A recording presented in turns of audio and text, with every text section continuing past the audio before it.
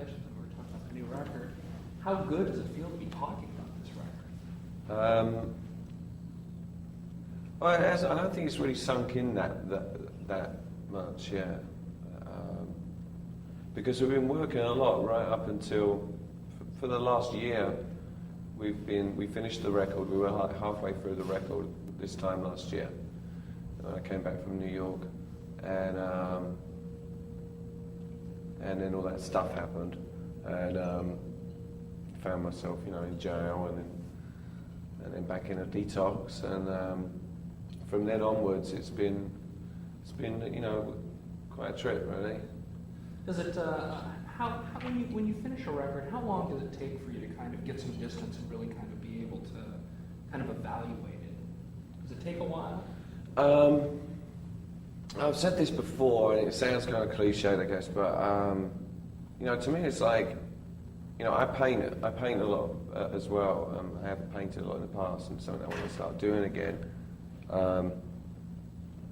And when you finish a painting, it's kind of not yours anymore. You've finished it, and you hand it over to, be judged, or whatever you want to call it, and for other people to enjoy, and or hate, or whatever. But it creates some kind of reaction or emotion in people, and I think it's the same thing with a record. I feel like once we've finished it, I love singing, I love to sing, and the sad thing about making a record, spending, nearly 15 months making it or something, I'm only actually singing for probably like about a week in total, like in time. And I guess that's something I miss about touring, because, I feel like I'm more naturally a sort of singer. I like to entertain, and that's what I get off on. And the rest of the process, this kind of stuff even, I find a little bit awkward. Talking about it, because it's kind of done. It's done, there it is, and I feel uncomfortable then trying to kind of make people want to like it, but that's the nature of the beast, really, the music business, There's a lot of competition. And it's not about talking about it, it's about doing it, so it's like... Mm-hmm. Well, and that's what I mean, we've done it. Right. It's done, it's finished, and, it speaks for itself, and you either like it or you don't. How closely I've heard some of the other, Martin and some of the other guys talk about that this kind of sort of parallels the journey that you guys were on since the end of the last tour. Is that accurate? I mean, is this kind of a document? Well, I don't know, I wouldn't say that. I mean, the album primarily sort of talks about, I think musically as well as lyrically, destiny and your own destiny, and how we all try and steer it in a way that we feel is right. Quick fixes everywhere, and whether it's sex, food, drugs, whatever, or rollerblading, and we do things to extreme, and you kind of miss everything on the way if you're not careful. And I think destiny is pretty much set out for you anyway. I really believe that, and I think Martin believes that too. And being in the same band for 17 years, with the same group of people, you pretty much, even though personally and individually, the way you deal with life might be different, we've actually experienced a lot of the same things. And, the same kind of highs and the same kind of lows, because we've spent a lot of time together over the 17 years. So I think that's the only relation between the way Martin writes and I sing. It's kind of like I wear Martin's feelings on my sleeve, and they fit, A little bit, what's the secret to getting along with people and being so productive over such a long period of time? Most marriages don't last that long. Most relationships don't last that long. Basically not trying to fight the process of the fact that you don't get on, most of the time. I mean, it's like a family relationship, a very dysfunctional family. And when one person in that family kind of goes off the rails a bit, the whole thing shakes around for a long time. And it's like one of those little mobiles you see, in recovery places, when someone's sitting there like me, I'd sort of jump around a bit and the whole thing goes all over the place. And I think that's what Depeche Mode has been like for its whole existence, really. But I think that's kind of what makes it work. Because if it all runs too smoothly, I think it's hard to... I'm not saying that you have to go to kind of like the depths of hell to produce something that's worthy. But sometimes I think when you're in a place of sadness or pain, coming out of it is the high. And I feel like that when I sing, that I can sing about how I'm really feeling inside with my voice. That's how I can express how I feel. Talk a little bit about the vocals. We were talking earlier before rolling.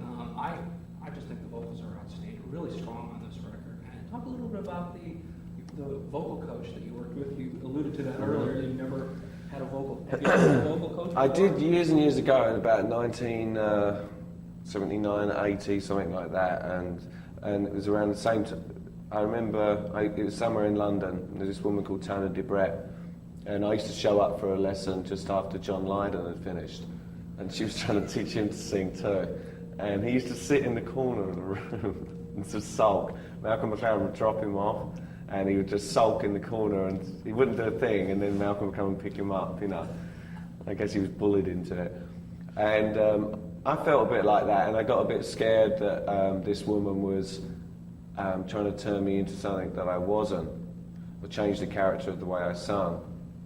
And, singing like rock and roll music is very different to operatic kind of training and stuff. But there's a lot of stuff that you learn from these people that helps in every way, just about breathing. And singing's all about breathing and blowing air, Well, what happened was we got about halfway through the record and we were doing trying to do vocals. We spent 6 weeks in New York or something, and I only managed to complete one song. I was pretty sick at the time, and just finding everything really hard. Just to kind of sit on the stool and sing was hard. And the only song I sang was Sister of Night, which I actually really liked the vocal, and it kind of set a precedent for the rest of the record. And everybody really liked what I did, but I couldn't do anything else. I'd exhausted myself just doing one song. I know it sounds pretty pathetic, but I wasn't very well. And so it was suggested that I go back to LA and try and get my shit together and work with a vocal coach, which I, resisted at first and just kind of felt like everybody was ganging up on me as usual. But I knew that I needed some kind of discipline and order in my life, and so I came back to LA and did completely the opposite for a bit and died for a little while, and then came back and got into it, with the help of a lot of people, and a lot of encouragement from other people like myself, and had the same problems with drugs and stuff, and they helped me to kind of make that transition into real life again. So I would go and see Evelyn in my day. I was actually living in a sober living place, which you have a curfew at night and stuff like that, and with a lot of other friends. I'm going to see some of them tonight, which I'm looking forward to. And I'd go out and see Evelyn for 3 or 4 hours a day and work with her at the piano on the songs that I couldn't sing before. And gradually, after a few weeks, I was singing really well. And I couldn't even deny it myself that I felt good as well, So that was then, and this is now. So, it was... the lesson I learned was that you never stop learning, and it's something I probably should have done a long time ago.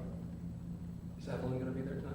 I'm afraid not. Oh, no. She's out of town, no. And she's really sad that she's missed it. But she doesn't get back, I don't think, till Sunday. Tell me a little bit about tonight's event? What we're going to see? We're going to be there, Claire. What?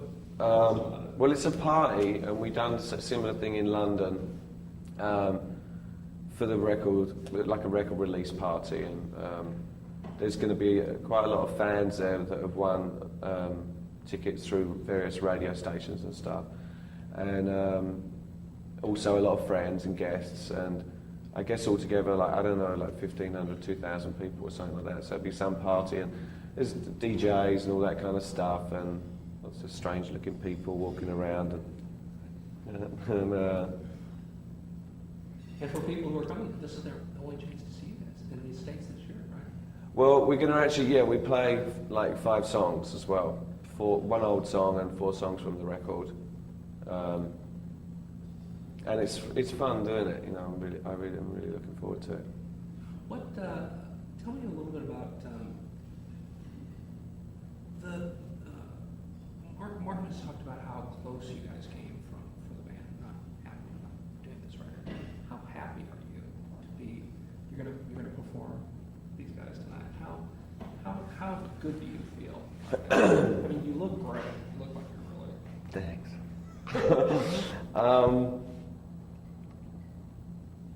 I guess I'm just really, it's not like I've never performed sober before, like, with nothing to drink or a pill or anything or something, I have, but I can't remember the last time I did, and we've done the same thing in London, and I think for me personally, it's like, that's good enough, to walk out and sing and feel really nervous and excited at the same time, and not have to sort of use something to prop myself up with, and just have to go out and kind of, be drawn to the lines, as Mick Jagger would say. And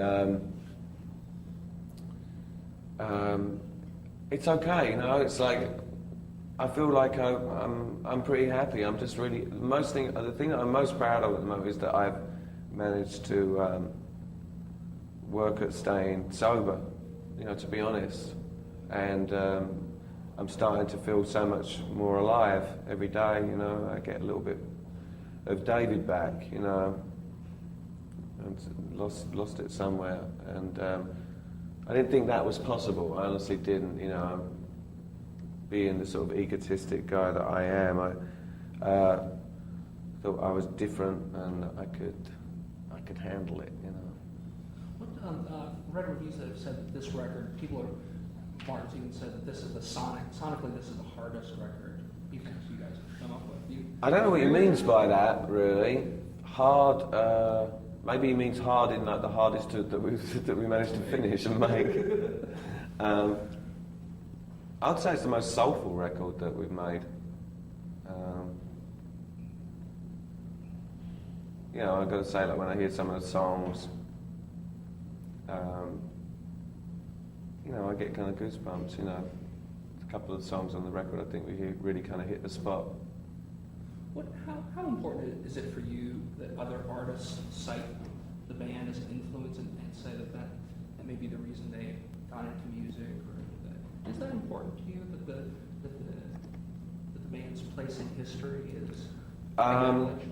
I think it's flattering, and I think it's great if people get influenced to make music because they like the music that we make or whatever, or seen that you don't necessarily have to be the greatest musician in the world to have an idea.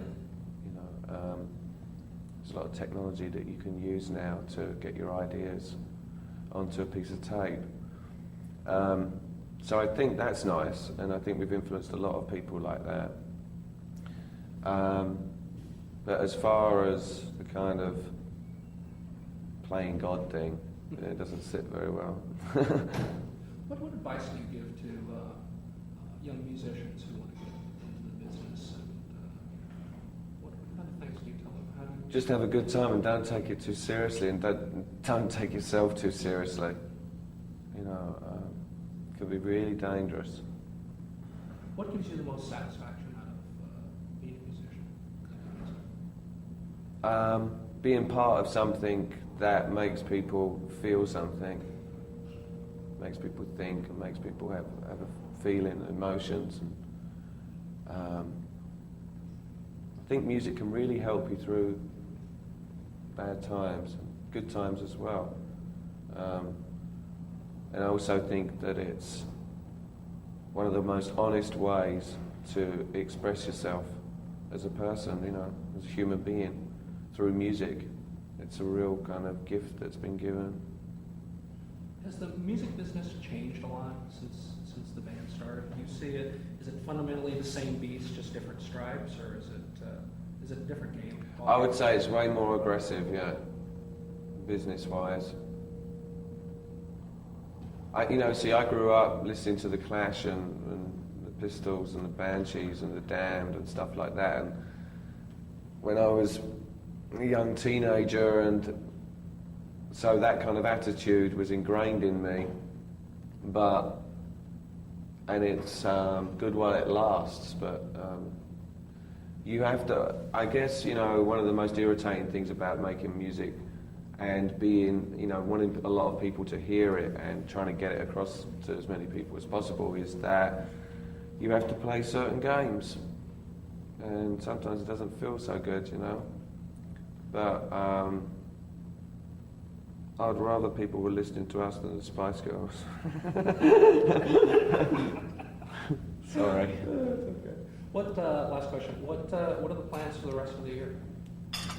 I'm going back to New York and just being for a while. I'm looking forward to going back home and, you know, just slowly slip into life again and be part of life and hang out with my friends and stuff like that. Finding more David. Thanks very much. Cheers.